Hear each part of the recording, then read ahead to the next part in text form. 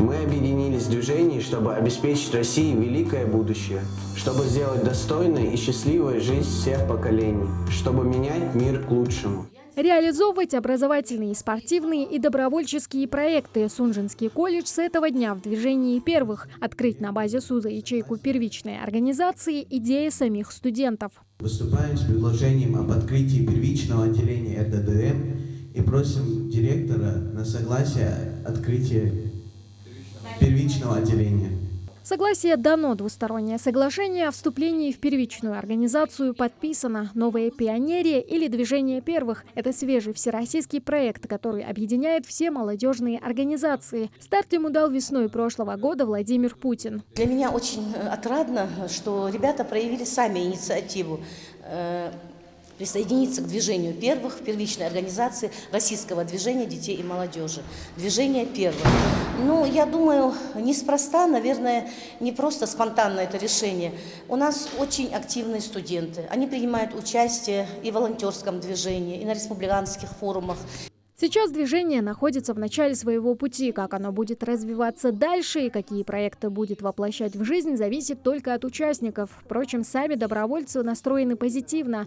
Джейна Абубакарова, одна из пионерок, считает, что такой проект был необходим молодежи. Движение первых представляет собой любовь к родине, защиту Отечества. То, чем каждый патриот своей страны, родины должен быть наделен. Движение первых – это то движение, которое было необходимо нам в данный момент. Нужно развивать то движение, чтобы поддерживать свою родину, развивать патриотизм у будущего поколения. Поэтому мне кажется, что движение первых – это хороший шаг для будущего поколения.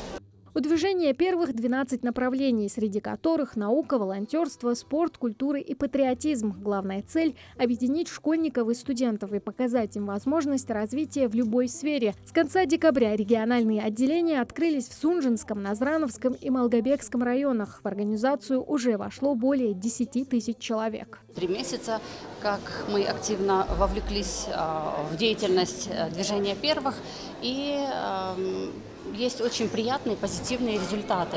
Во-первых, надо сказать, насколько активно вовлеклись в движение образовательные учреждения нашей республики. На сегодняшний день их стало свыше 135, 120 из которых это школы. 10 – это колледжи, 2 наших молодежных центра, ресурсный центр добровольчества и центр патриотического воспитания «Молодой патриот».